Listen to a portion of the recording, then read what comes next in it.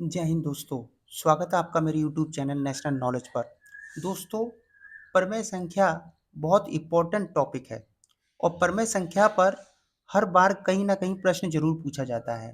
किसी भी एग्जाम को आप ले लीजिए, परमेय संख्या जरूर पूछा जाता है।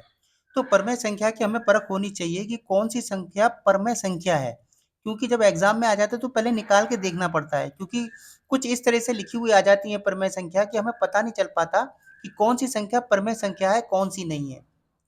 जिस परमेय संख्या को रैशनल नंबर कहा जाता है, तो कैसे पता करें, वही चीज मैं आपको बताऊंगा, क्योंकि एग्जाम में पूछे गए प्रश्न ही मैं आज आपके सामने लेके आया हूं और इस तरह के प्रश्न एग्जाम में पूछे गए हैं और आने वाली परीक्षाओं में भी इस तरह के प्रश्न पूछे जा सकते हैं।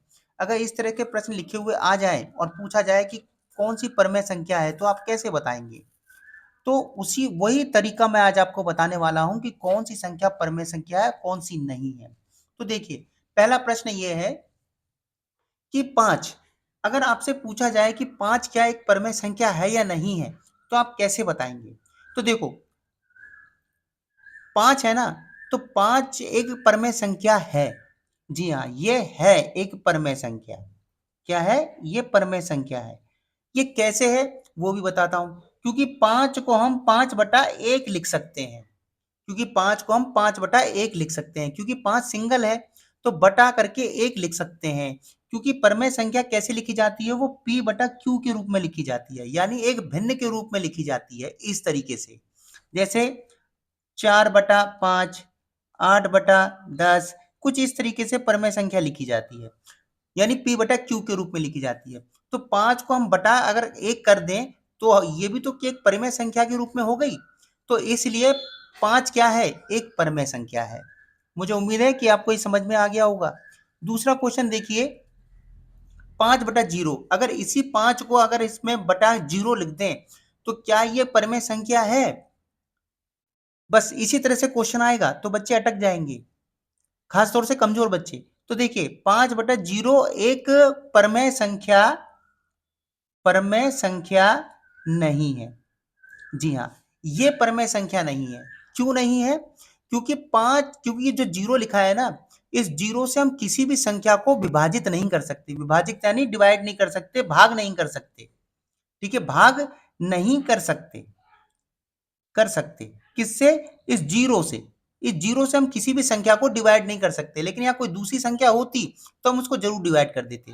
लेकिन यहाँ जीरो लिखा हुआ है तो जीरो से तो हम 5 को डिवाइड कर ही नहीं सकते, कैसे करेंगे। तो इसीलिए ये परमेय संख्या नहीं है। ध्यान रखिएगा, क्योंकि एग्जाम में पूछा गया प्रश्न है, बहुत इंपॉर्टेंट प्रश्न है। ठीक है, अगला क्वेश्चन देखिए। अगला क्वेश्चन है 3/4 - 4। 3/4 को हम कैसे लिख सकते हैं? हम इसको 3/4 माइनस 4/1 भी तो लिख सकते हैं। क्यों? क्योंकि ये 4 ऊपर जाएगा तो 4 के बटा क्या आएगा? 1 आएगा। क्या आएगा? 1 आएगा। अब हम इसका क्या ले सकते हैं? एलसीएम ले सकते हैं। क्या ले सकते हैं? एलसीएम ले सकते हैं। तो जब हम इसका एलसीएम लेंगे तो 4 ही तो आएगा। कैसे? देखो, एलसीएम ऐसी तो लेते हैं, 4 और 1 का, इन दोनों का एलसीएम लिया तो 2 से गया 2 आ गया, और यहाँ 1 आ गया। ये 2 से गया तो 1 आ गया, ये 1 आ गया। तो 2 दूनी कितना होता है? 4। तो एलसीएम कितना आ गया इसका? 4 आ गया। आ गया 4। अब 4 को इससे हम फाइंड कर सकते हैं। 4 को जब हम इससे फाइंड करेंगे तो कैसे करेंगे? देखो, ये 4 कहाँ रहेगा? नीचे रहेगा। इस वाली संख्या से इस वाली संख्या को हम भाग करेंगे, नीचे वाली संख्या को नीचे वाली संख्या से क्या करते हैं? भाग करते हैं। तो देखो, ये 4 कहाँ रहेगा? अंदर। ये 4 कहाँ रहेगा? 4 एकम 4, चला गया। एक ऊपर वाली संख्या से हम क्या करते हैं? मल्टीप्लाई करते हैं। तो 1 को 3 से मल्टीप्लाई करेंगे तो क्या आएगा? 3 आएगा। ये क्या है? माइनस, तो माइनस रहेगा। हमने इसको एक भिन्न के रूप में लिखा था, तभी तो हम इसको फाइंड करेंगे, तभी तो हम बताएंगे कि ये परमेय संख्या है या नहीं है। अब इसको करेंगे, अगर हम 4 को 1 से भाग करेंगे तो कितना आएगा? 4 को इस 4 से भाग करेंगे तो क्या आएगा? 4 एकम 4 आएगा। 4 एकम 4। यहाँ थोड़ा सा गड़बड़ हो गया है। देखिए, ये 4 अंदर आएगा, ये वाला 1 यहाँ जाएगा। 1 का पारा 4 बार पढ़ेंगे तो 4 ही तो आएगा।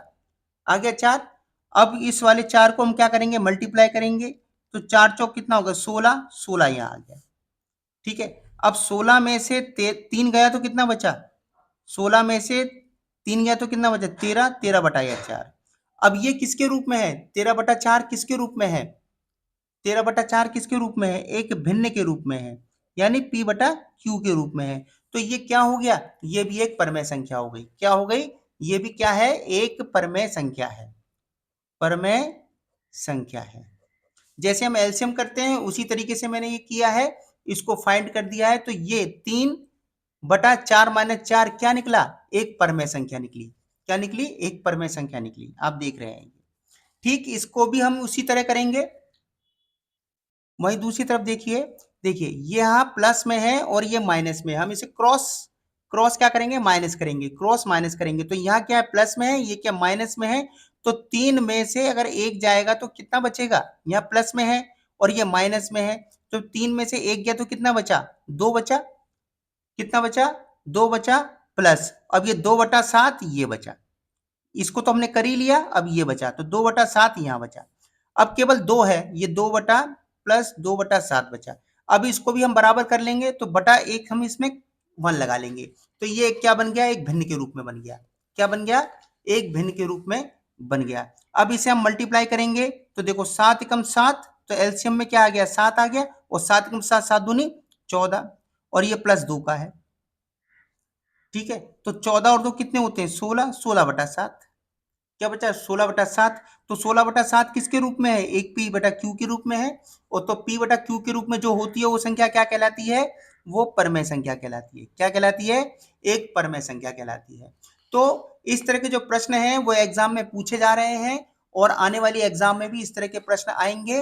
क्लास 9th और 10th का ये प्रश्न है जो कई बार एग्जाम में आ चुका है, और आने आने आगे भी आने की इसकी संभावना रहती है।